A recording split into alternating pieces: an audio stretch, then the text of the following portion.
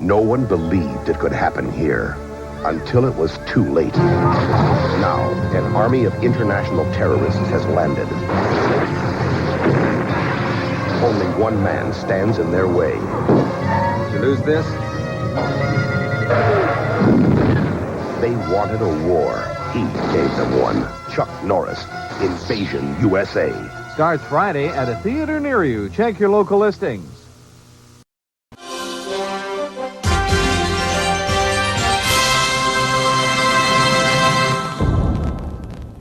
So we have Invasion USA. Which I also have the. Oh, nice. Oh, you got an old VHS of it. Awesome. Yes. Nice. But Rook's now just I sitting can- there blankly. He's like, I watched the movie. I watched the movie on Yeah. digital on Netflix. I done watched it on my Tubies. And of course, you got. Yeah, I did that. But the slipcover is a nice slipcover. Yeah. So, how involved were you with this, Austin? For those who don't know, Yes. Austin actually does a commentary on here. I don't know if that was the extent of your Participation. participation. And explain to us how that came about, how you did it. Yeah, We sure. want to So, hear yeah, everything. Talk to us about the. I wrote the booklets in there as well, and I was a consultant on some of the new interviews that were in there. So some of them, like the Jay Chataway and one of the other ones, I was the person conducting it off camera. The ones that are done virtually, when they're talking to somebody on a webcam. Yeah. So yeah, it was fun. It was fun getting to work on this. That's really cool. So, did they get a hold of you, or? Yeah. I was through a signing event. I was doing a screening, not too far from their headquarters, and Oh, cool. one of the representatives approached me there after the Q&A, and it was awesome because I've always wanted to do something like this, and yeah, it was just I got very lucky that it was one of my favorite canon movies. It's definitely my favorite of Chuck's canon movies. It's probably one of the And- quintessential canon movies, really, if you think about it. It is. I would agree with that. And it's one that, yeah, if anybody always asks, like, oh, recommend a few canon movies, I'm always running into people, my wife's coworkers and things like that in an event. And they're like, so what do you write about? And these aren't movie people. I'm like, I try to explain it. And it's one that I will throw out there because it's, you can't be disappointed with it. It's a great movie. To me, is just so much action in it because, and reasons I get into on the commentary, there were large chunks that were cut out of the film that were due to certain performances not really working. And so it was basically all the connective tissue of the movie is gone. Something that would have explained the plot, explained why Chuck Norris always knows where the bad guys are. Because in the movie, he just sort of shows up like Michael So why Myers. is that? Well, the short version of it is the movie was originally written to be carried by the reporter, the Melissa Prophet's character. And okay. Yeah. I was wondering how her character kind of is just kind of there. She got kind of like shoved aside as far as like a driving force for it. It seems like, oh, Yeah. she's around again. She's And around again. Why? Yeah, she's just sort of like her and Chuck Norris just happened to be wherever there is bad guys. Right. They went and they shot these scenes and they didn't really work. And canon, I mean, this is very long for a canon movie. Very famously, they didn't like their movies to be longer than 94 minutes. So they had to cut stuff down. So that was just something that like, let's cut out all of the stuff that explains the plot. Like basically all the necessary plot information, let's remove it. And unfortunately, that's stuff we were talking a little bit before the stream began, that canon, in most cases, they just threw that stuff away because there's no extended cut or anything saved up anywhere with all not often with canon. No. Yeah. Oh, So there are scenes that were filmed that just would have explained this, but to me, I think that works in the movie's favor. I like that Chuck Norris is just this crazy kind of commie killing boogeyman. And he's basically a good Michael Myers. Yeah. And the score, Jay Chataway's score, Jay did a lot of Star Trek stuff over the years. He's made his explain a little bit, Austin, how this was actually originally a script for American Ninja, but yeah, in a very roundabout way.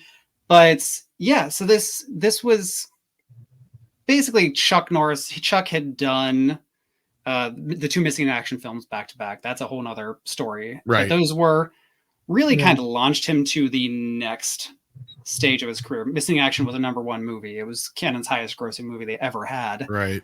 And it took him from being this kind of doing these low budget, very cheap, like martial arts movies, basically, to being a action star. And Cannon was ready to capitalize on that. And at that point, they were the company making ninja movies. They had done Enter the Ninja, Revenge of the Ninja, Ninja 3, The Domination. They decided their next one in that series was going to be American Ninja. That would have been the 4th movie. They didn't realize that this would be a whole franchise and make a start on Michael Dudikoff. And again, like, it's a very spreading patterns. But they decided that Chuck was going to do a movie called American Ninja. Chuck, at that point, he was mid-40s, did not want to be pigeonholed at that point in his career as a martial arts guy.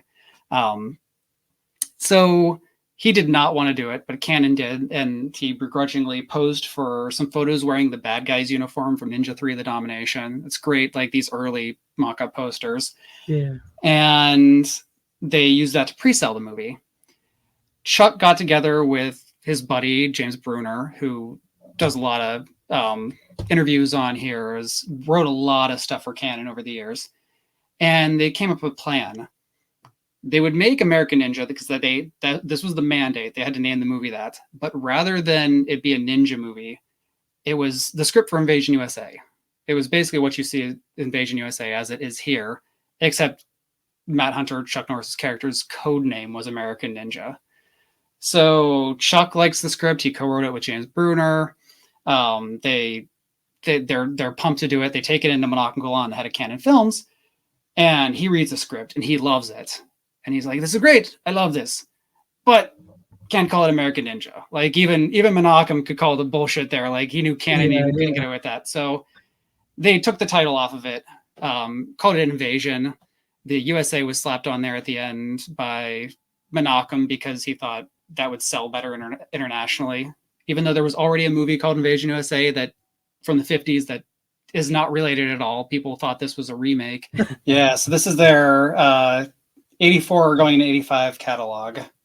So yeah, that is probably maybe the first or second ad for what would become eventually Invasion USA.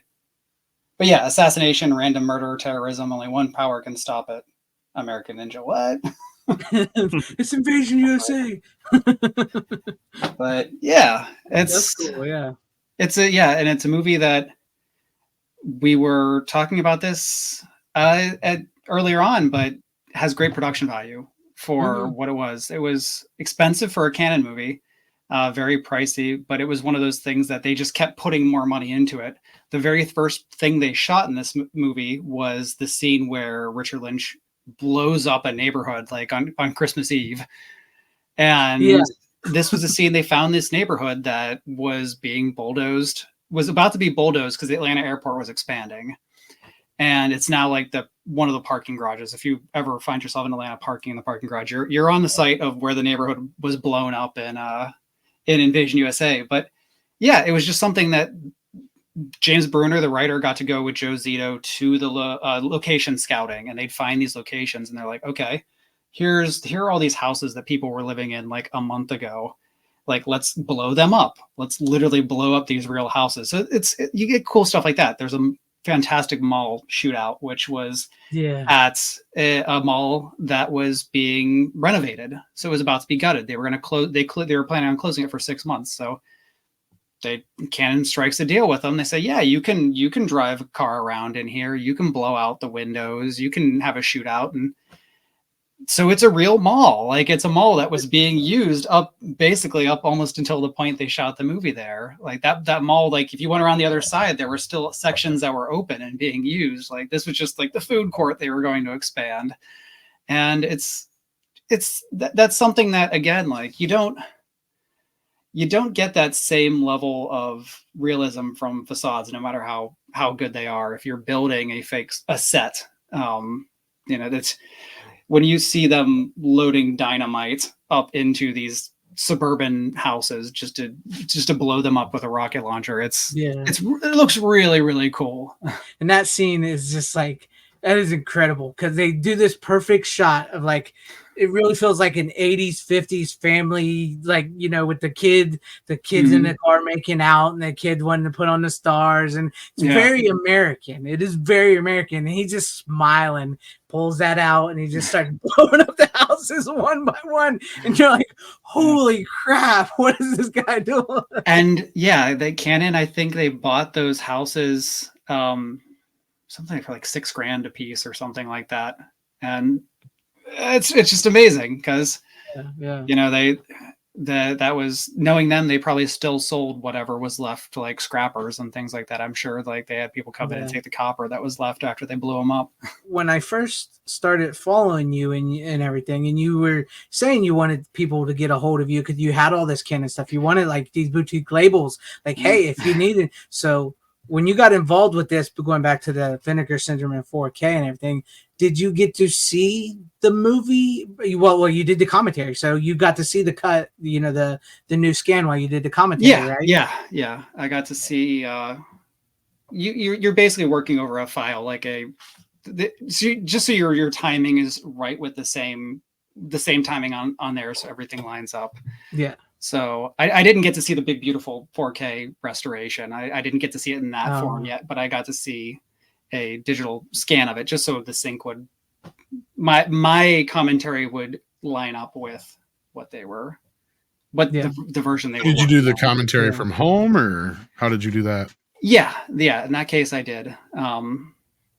It sounds really good. Impressive. Thank you. Yeah. Thank you. Well, it looks amazing. I mean, we can, of course, Vinegar Syndrome gets a lot of love from us because they always do amazing work. Great job. Yes. So is there anything else about the work that went into the disc that you can tell us about that you were a part of, or anything else you know about it? Well, just I was paired with a spectacular producer, somebody who she was really able to help guide me through the process. And I was able to submit questions for a lot of the new interviews that was on there that they did. And then in the case of the Jay Chataway and the James Pax, they're the two that are the remote interviews, because James Pax was in Hong Kong from Big Trouble in Little China. That's where I know him from, but he's still working there as a producer and actor and multi-hyphenate. And the Jay Chataway, who did the score, which I love in here, worked on some other Chuck Norris movies, but most famously, like a lot of Star Trek, since the 80s. And that's something where I'm sure the royalties have like been very kind to him over the years. But he was on his sailboat preparing to sail down the coast of Central America. And so when you see the interview on there and you see him, if you're guessing where he was, it's inside his sailboat. As something that he does regularly. Yeah, so it was, so in those cases, I was the person off camera. So it was just fun. It was great. Like the team there is amazing. The stuff the interviews they put together in person were so, like, they turned out so good.